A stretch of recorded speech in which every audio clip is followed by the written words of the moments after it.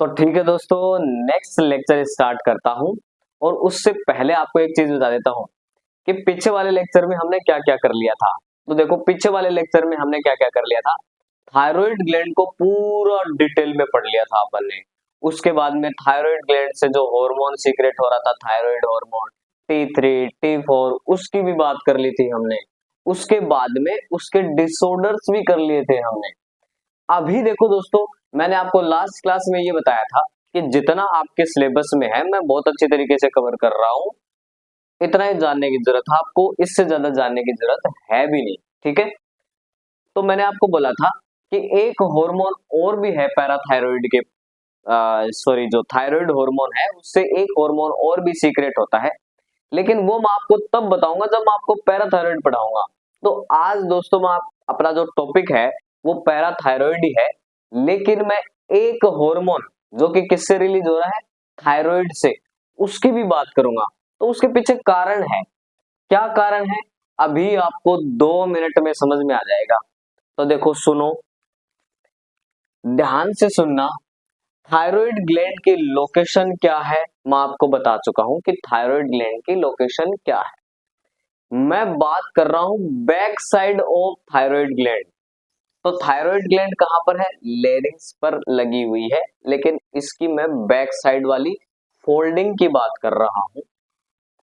देखो, मैं क्या कहना चाह रहा हूं आपको, मैं ये कहना चाह रहा हूं कि अगर ये आपकी थायराइड ग्लैंड है, जैसा कि हम पहले भी डायग्राम में देख चुके हैं कि इस टाइप से मैंने बाइलोब्ड संरचना बनाई थी जिसको मैंने थायराइड ग्लैंड बोला था। अब मैं इसके फ्रंट वाले पार्ट की बात नहीं कर रहा हूं, मैं इसके बैक वाले पार्ट की बात कर रहा हूं। तो आप ये मान के चलो कि इसका जो बैक वाला जो पार्ट है, उधर इसकी थोड़ी सी क्या है, फोल्डिंग है। अब इस बैक वाले पार्ट पर 4 ग्लैंड्स प्रेजेंट है। ठीक है, कितनी ग्रंथियां प्रेजेंट है, 4 ग्रंथियां प्रेजेंट है। और इनका नाम क्या है, पैराथायरॉइड ग्लैंड। तो लिख देता हूं मैं। अगर मैं पेयर्स की बात करूंगा तो मेरे प्यारे बच्चों, कितने पेयर थायराइड ग्लैंड है, थायराइड ग्लैंड तो एक ही होती है। लेकिन अगर मैं बात करूं, पेयर नहीं, थायराइड ग्लैंड एक पेयर नहीं, एक ही। लेकिन अगर मैं बात करूं पैराथायरॉइड की, तो वो कितने पेयर होती है, 2 पेयर होते हैं। देख लो आप, एक जोड़ी इस वाले लोब में, दूसरी जोड़ी इस वाले लोब के ऊपर। ठीक है, अब ये जो पैराथायरॉइड ग्लैंड है, ये एक हार्मोन रिलीज करती है जिसका नाम है पैराथायरॉइड हार्मोन। क्या नाम है, पैराथायरॉइड हार्मोन। इसी का नाम क्या है, पीटीएच बोल दो। इसी हार्मोन का नाम कोलिप्स हार्मोन बोल दो। तो देखो कितने सारे निकनेम है इसके। क्या इस ग्लैंड के जो हार्मोन है, अभी जो आज मैं बताऊंगा, उसमें पिट्यूटरी ग्लैंड का कोई रोल है क्या, पिट्यूटरी ग्लैंड का कोई रोल नहीं है। किसका रोल है, वो जब मैं इनके फंक्शन बताऊंगा ना, तब अपने आप पता चल जाएगा आपको। तो एक हार्मोन तो मेरे पास क्या हो गया, पैराथायरॉइड ग्लैंड से सीक्रेट होने वाला पैराथायरॉइड हार्मोन हो गया। ठीक है, दूसरा वाला हार्मोन जो कि कौन सी ग्लैंड का है, थायराइड ग्लैंड का ही है। और मैंने आपको पिछली क्लास में नहीं बताया था। अब देखो दोस्तों, जैसे कि आप देखेंगे, थायराइड ग्लैंड के पास कुछ इस तरीके से फॉलिकल्स हैं। मैं कोई 2-3 फॉलिकल बना लेता हूं, बहुत सारी फॉलिकल्स हैं वैसे तो। और इन फॉलिकल का नाम हमने क्या रखा था, थायराइड फॉलिकल्स। थायराइड फॉलिकल्स या वेसिकल्स ही तो रखा था। और यही तो बना रही थी थायराइड हार्मोन T3 और T4 वाली जो बात की थी हमने, वो यही तो बना रही थी। अब मैं इसकी बात नहीं कर रहा हूं, इसकी बात नहीं कर रहा अब मैं किसकी बात कर रहा हूं, इन फॉलिकल्स के बीच में, इन फॉलिकल्स के बीच में कुछ स्पेशल कोशिकाएं पाई जाती हैं। और इन कोशिकाओं का नाम है पैरा फॉलिक्यूलर सेल। आया मजा? क्या बोल रहा हूं मैं? पैरा फॉलिक्यूलर सेल, ये रही फॉलिकल्स, इनके बीच में प्रेजेंट कोशिकाओं को क्या कहते हैं? Parafollicular cells. अब इनका भी एक दूसरा नाम है, निकनेम है इनका भी, सी सेल्स भी कहते हैं इनको। और देखो, सी जैसे ही नाम आ जाता है हमें पता चल जाता है ये कोशिकाएं कौन सा हार्मोन सीक्रेट करेंगी? Calcitonin hormone. कौन सा हार्मोन मेरे प्यारे बच्चों? Calcitonin hormone. तो अगर आपसे कोई पूछ ले कि थायराइड जो हार्मोन है क्या वो आयोडीन से बना होता है या आयोडीन का रोल होता है थायराइड हार्मोन में? बिल्कुल हाँ। ये जो T3 और T4 की मैंने बात की थी उसके अंदर आयोडीन का रोल होता ही होता है, बिना आयोडीन के ये वाले हार्मोन बनते नहीं है। ये भी किसके हार्मोन है? थायराइड ग्लैंड का ही हार्मोन है कैल्सिटोनिन, क्योंकि ये कोशिका कौन सी ग्लैंड की है? थायराइड ग्लैंड की है। लेकिन इस हार्मोन को बनाने में आयोडीन का तो कोई रोल नहीं होता, आयोडीन की कोई जरूरत नहीं है इसको। तो ये तो बिना आयोडीन के सिंथेसिस हो जाता है और इसके सिंथेसिस में आयोडीन की जरूरत होती है, और दोनों हैं किसके हार्मोन? थायराइड ग्लैंड के ही हार्मोन है। उसके बाद में थायराइड ग्लैंड के मैं बैक साइड वाली फोल्डिंग के ऊपर दो पेयर की ग्लैंड की बात कर लेता हूं, वो नाम है उसका पैराथायराइड ग्लैंड, और उससे हार्मोन रिलीज होता है पैराथायराइड हार्मोन, पीटीएच बोल दो इसको, इसको आप पोलिप्स हार्मोन बोल दो। अब मैंने देखो आपको बोला था ना कि मैं दोनों हार्मोन को एक साथ पढ़ाऊंगा, उसका कारण सुनो। ये दोनों हार्मोन एक दूसरे के एंटागोनिस्टिक हैं। क्या है? एक दूसरे के एंटागोनिस्टिक हैं। देखो दोस्तों, अब कैसे हैं एंटागोनिस्टिक वो देखना आप। इसका नाम क्या है? पैराथायराइड। अब इसको ऐसे याद रखना, पैरा, पैरा बोले तो पारा, पारा हाई हो जाता है कि मेरा पारा हाई हो गया। तो पारा जो है वो किसको बोलते हैं अपन? कुछ चीज है जो बढ़ गई है, जैसे बोलते हैं ना मेरा पारा हाई मत कर अब तू, तो उसका मतलब क्या हो गया कि मैं कुछ ना कुछ ज्यादा करने वाला हूं। अगर मेरा पारा पारा नाम लेता हूं मैं, तो इसका मतलब मैं क्या करता हूं? कुछ हाई करने वाला हूं। याद रखने के लिए बता रहा हूं, ऐसा कुछ है नहीं, इसका लॉजिक है नहीं, लेकिन कंफ्यूज ना हो आप लोग इसलिए बता रहा हूं मैं आपको, ठीक है? तो P4 क्या हो गया यहाँ पर? पारा, पारा बोले तो पारा हाई होता है पारा। अब ये यहाँ पर किसको हाई कर रहा है? बोले ब्लड में कैल्शियम लेवल को, ब्लड कैल्शियम लेवल को क्या करता है? ये हाई करता है। कैसे करता है बात करेंगे ना, रुक जाओ। कैल्सिटोनिन, कैल्सिटोनिन C4, C4 क्या बोलोगे? कुछ भी बना लो, C4 कुत्ता बना लो, कुत्ता नीच होता है कि नहीं? ठीक है, कुतिया बना लो। अब देखो C4 कैल्सिटोनिन है, तो ये ब्लड में कैल्शियम के लेवल को क्या करेगा मेरे प्यारे बच्चों? कैल्शियम के लेवल को क्या करेगा? डिक्रीज करेगा। तो ये दोनों हार्मोन एक दूसरे के क्या है? एंटागोनिस्टिक हैं। एंटागोनिस्टिक वर्ड का मतलब क्या होता है? एक दूसरे के विपरीत काम करने वाले। अगर एक ब्लड में कैल्शियम के लेवल को इंक्रीज कर रहा है तो दूसरा वाला ब्लड में कैल्शियम लेवल को क्या करेगा? डिक्रीज करेगा। अब ये जो इंक्रीज और डिक्रीज करने वाला जो काम है वो ऐसे मत समझना कि पहले ये बैठा बैठा वेट करेगा कि अच्छा तू इंक्रीज करे जा करे जा करे जा, फिर बढ़ गया कैल्शियम लेवल बहुत ज्यादा, फिर बोला हाँ चलो यार मैं आता हूँ, आज तो मुझे टाइम नहीं है, कल आता हूँ यार, आज तो मैं नहीं आऊंगा। ऐसे नहीं चलती है बॉडी में प्रोसेस। बॉडी में प्रोसेस चलती है साइकिल में। जैसे ही कम होता है वैसे ही उसको इंक्रीज करके बैलेंस कर दिया जाता है, जैसे ही इंक्रीज होता है उसको कम करके बैलेंस कर दिया जाता है। होम्योस्टेसिस की कंडीशन में होनी चाहिए बॉडी। तो ये जो मैं घटाने और बढ़ाने की बात कर रहा हूं, ये एक्चुअल में बैलेंसिंग की, बैलेंस करने की बात कर रहा हूं मैं। लेकिन कभी कभार बढ़ या घट भी सकते हैं क्या? हाँ हो सकते हैं, और उसी से तो होते हैं क्या? डिसऑर्डर्स। बात समझ में आई कि नहीं आई आपको? तो दोस्तों ये वाली स्लाइड आपको पूरी क्लियर हुई है कि नहीं हुई है? देखो मैं इसमें ज्यादा लिख नहीं पाया हूं, लेकिन मैंने आपको एक्सप्लेन जो किया है, मेरी एक एक बात आपको बहुत अच्छे से ध्यान में होनी चाहिए, तभी आप आगे कुछ कर सकते हैं। ठीक है, अब इसका स्क्रीनशॉट ले लो, फिर मैं इसको रब करता हूं। तो फिर ठीक है दोस्तों, आगे चलते हैं हम। अब बात कर लेते हैं इनके फंक्शंस के। आ जाओ भाई, आ जाओ जल्दी से। देखो फंक्शन सुनो अब।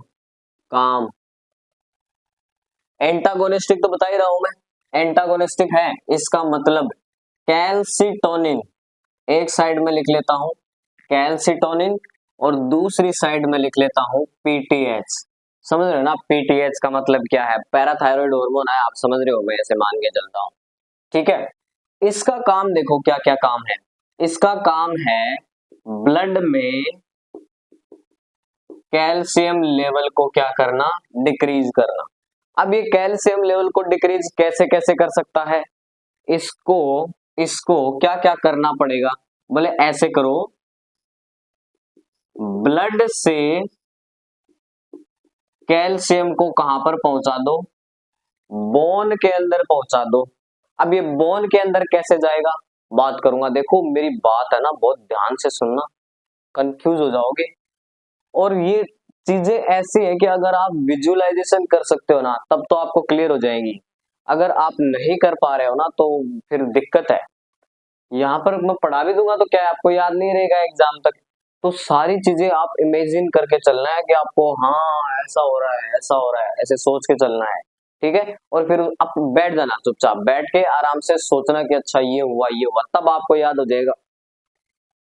दूसरा ये क्या काम कर सकता है, इंटेस्टाइन में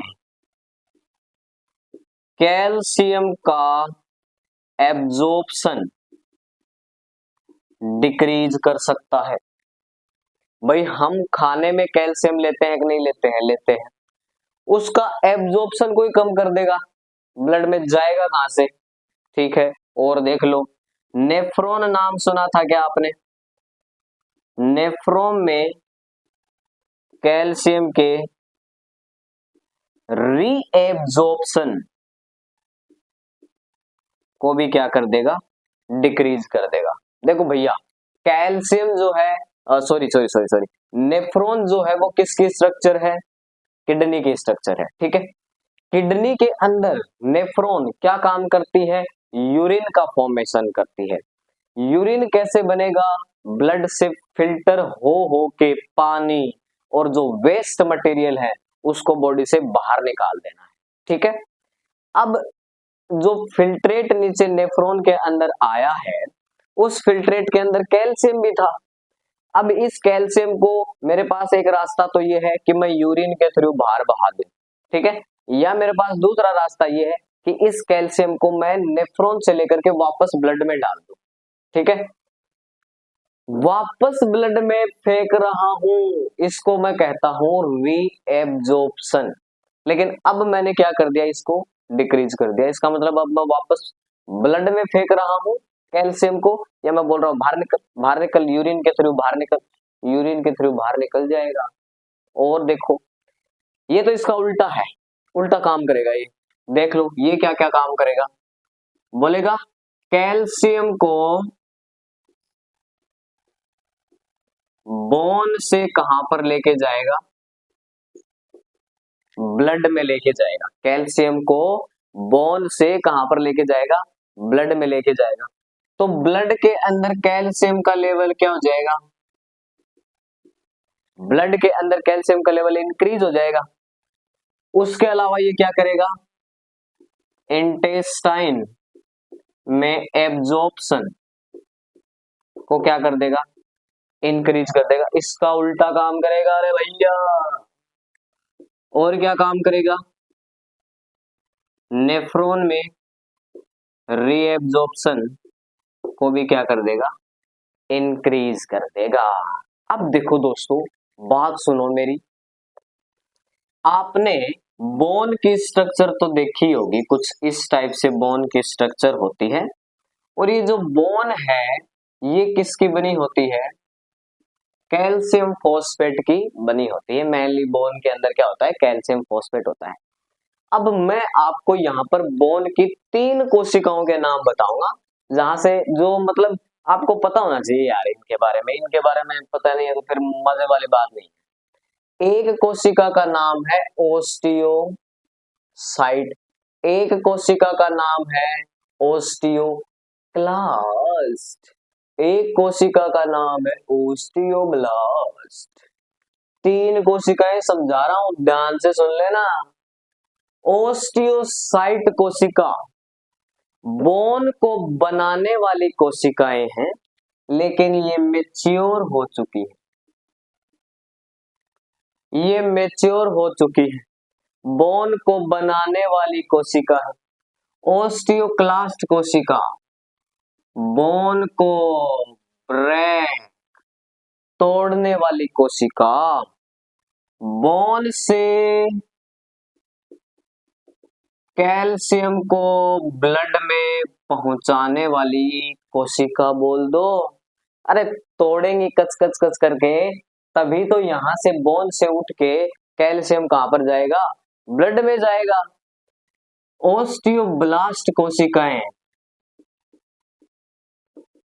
हैं तो बोन को बनाने ही वाली कोशिकाएं, लेकिन ये इमेच्योर है, तो इसका मतलब समझ रहे हो आप, यही कोशिकाएं बाद में चल करके क्या बदल जाती है, किस में बदल जाती है, ओस्टियोसाइट में बदल जाती है। ठीक है, अब देखो मैं आपको ये बता रहा हूं कि मान लो ब्लड के अंदर कैल्शियम का लेवल कम हो गया है, ब्लड में कैल्शियम का लेवल कम हो गया है। आप मुझे खुद अपने दिमाग से सोच के बताओ कि इनमें से कौन से हार्मोन को आप सीक्रेट करना चाहोगे। मैं ये कह रहा हूं ब्लड में कैल्शियम का लेवल कम हो गया है, बताओ इन दोनों हार्मोन में से कौन सा हार्मोन को लाना पसंद करोगे। बोले अच्छा कम हो गया है क्या, कम हो गया तो अब बढ़ाना पड़ेगा। ये तो बढ़ाता नहीं कुत्ता, ये तो C4 कुत्ता कुतिया। ठीक है, अब ये देखो पारा ये हाई करने वाला है, कौन से को लेके आओगे बताओ, इसको लेके आओगे, पारा वाले को लेके आओगे। तो हमने क्या किया, जैसे ही ब्लड के अंदर कैल्शियम का लेवल डिक्रीज हो गया, कंडीशन लिख रहा हूं, इफ मान लो कैल्शियम लेवल क्या हो गया, डिक्रीज, तो किसको सीक्रेट करवाना है आपको, पैराथॉर्मोन को सीक्रेट करवाना है। अब ये पैराथॉर्मोन क्या करेगा, सुनो ध्यान से, ये करेगा कैल्शियम को बोन से ब्लड में ले जाएगा। अब कैल्शियम को ब्लड से बोन से ब्लड के अंदर डालना है, तो बोन के अंदर कच कच कच कच कच करके काटना पड़ेगा। इसका मतलब कौन सी कोशिका है, ओस्टियोसाइट। तो दोस्तों ये जो लाइन है, इस लाइन का मतलब क्या हुआ, ओस्टियोक्लास्ट की एक्टिविटी को क्या करना है, हमें इंक्रीज करना है। कौन इंक्रीज करेगा, पैराथॉर्मोन। ओस्टियोक्लास्ट कोशिकाओं की एक्टिविटी इंक्रीज हो गई है, तो कच कच कच करके बोन से काट काट के ब्लड में भेज देंगे कैल्शियम को। दूसरा क्या करेगा, दूसरा सुनना, किडनी के पास जाएगा और किडनी से बोलेगा, देखो ये जो चीज है ना, मैं यहां से इसी को ले लेता हूं। और क्या क्या करेगा, पहली बात तो पैराथॉर्मोन सीक्रेट होगा, पैराथॉर्मोन कहां जाएगा, किडनी के पास जाएगा, किडनी को बोलेगा कैल्सी ट्रायोल बनाओ, जल्दी जल्दी कैल्सी ट्रायोल बनाओ। अब ये कैल्सी ट्रायोल क्या है, विटामिन डी, विटामिन डी जो है उसी की फॉर्म है क्या, कैल्सी ट्रायोल। अब ये विटामिन डी जो है ये क्या काम करता है, ये करता है इंटेस्टाइन में कैल्शियम के रीएब्जॉर्प्शन को बढ़ा देता है। देखो आपने ये सुना होगा कि अरे धूप में बैठ जाओ विटामिन डी मिलेगा, है कि नहीं, ऐसा सुना था कि नहीं सुना था। एक्चुअल में बात क्या है कि जब आप धूप में बैठते हो तो सनलाइट की जो प्रेजेंस है उसमें जो विटामिन डी है उसका काम बढ़ जाता है। ठीक है, विटामिन डी जो है उसका काम करने की क्षमता बढ़ जाती है। वो काम क्या करती है, इंटेस्टाइन में कैल्शियम के एब्जॉर्प्शन को इंक्रीज कर देती है। कैसे, देखो आपने खाना खाया, खाने में आपने कैल्शियम लिया, वो खाना पहुंचते पहुंचते आपके इंटेस्टाइन में गया, इंटेस्टाइन में फिंगर लाइक संरचना माइक्रोविलाई, माइक्रोविलाई के अंदर ब्लड वेसल्स, ब्लड वेसल्स खींचती है न्यूट्रिएशन को, न्यूट्रिएशन में क्या था, कैल्शियम, तो कैल्शियम कहां पर चला गया, इंटेस्टाइन से ब्लड में। लेकिन ये कैल्शियम को लेके खींच के लाने में हेल्प कौन कर रहा है कि और आजा और आजा और आजा और आजा, कौन कर रहा है, ये कैल्सिट्राइल काम, ये इसको किसने सीक्रेट करवाया है, पैराथॉर्मोन ने सीक्रेट करवाया है। ठीक है, दूसरा क्या करेगा, नेफ्रॉन में रीएब्जॉर्प्शन को क्या कर देगा, इंक्रीज करवा देगा। अब मान लो इसकी एक्टिविटी इतनी बढ़ गई, इतनी बढ़ गई, इतनी बढ़ गई कि कैल्शियम का लेवल, अब दूसरी कंडीशन आ गई, कैल्शियम लेवल क्या हो गया, इंक्रीज हो गया, तो कौन सा हार्मोन सीक्रेट हो जाएगा, कैल्सिटोनिन सीक्रेट हो जाएगा इस बार। अब क्या होगा, अब ये बोलेगा कि ऐसा करते हैं, ओस्टियोक्लास्ट, ओस्टियोक्लास्ट की एक्टिविटी को डिक्रीज कर दो ना जल्दी से, ये जो कच-कच करके खा खा के बोन को और उधर ब्लड में फेंक रही थी कैल्शियम को, उनको बोला रुक जा, यही रुक जा, मैं बता रहा हूँ देख लेना, बहुत हो गया तेरा। इसकी एक्टिविटी को डिक्रीज कर दिया, डिक्रीज कर दिया, तो अब कैल्शियम, अब कैल्शियम ब्लड से बोन में कहा जाएगा, क्या कहा जाना, कहाँ चाहिए मुझे तो ये बता दो, जाना कहाँ चाहिए, ब्लड में तो बढ़ ही गया था, ब्लड में बढ़ नहीं गया था क्या, तो ब्लड में तो कम ही करना है हमें, तो ब्लड से कहाँ भेज देंगे इसको, वापस से बोन के अंदर भेज देंगे। इंटेस्टाइन के अंदर जो ले रही थी ना कि और दे दो कैल्शियम ब्लड में, और दे दो और दे दो, उसको क्या करेगा, रुक जा बस बहुत हो गया है, रोक दिया। किडनी के अंदर जो रीएब्जॉर्प्शन ज्यादा हो रहा था उसको भी इसने क्या कर दिया, कम कर दिया। तो कुल मिला के मेरे प्यारे बच्चों, इन दोनों हार्मोन ने अपना अपना काम इस टाइप से कर लिया है। लेक्चर को दोबारा चला के देख लेना, 2-3 बार देख लोगे आपको पूरा कंफर्म समझ में आ जाएगा, ऐसा हो ही नहीं सकता कि आपको कोई चीज समझ में ना आए। एंटागोनिस्टिक है, ये जो करेगा वो ये नहीं करेगा, ये जो करेगा वो ये नहीं करेगा, बॉन्स को ये बीच में फंस गया बेचारा, इसको ये बोलता है कि ले लो ले लो, ये बोलता है दे दो, ये तो चल रहा है दोनों के साथ। इन 3 कोशिकाओं का आपको नाम और इनका काम याद रखना है, इसके अलावा कुछ नहीं है। हाँ, एक हाइपो पैराथायरॉयडिज्म होता है, इससे एक डिजीज होती है जिसको हाइपो कैल्सेमिक, कैल्सेमिक टिटेनी बोलते हैं, टिटेनी बोलते हैं। ठीक है, मतलब पीटीएच अगर कम हो जाएगा तो एक डिजीज हो जाएगा जिसको क्या बोलते हैं, हाइपो पैराथायरॉयडिज्म बोल देंगे, और इसका नाम क्या है, हाइपोकैल्सेमिक टिटेनी।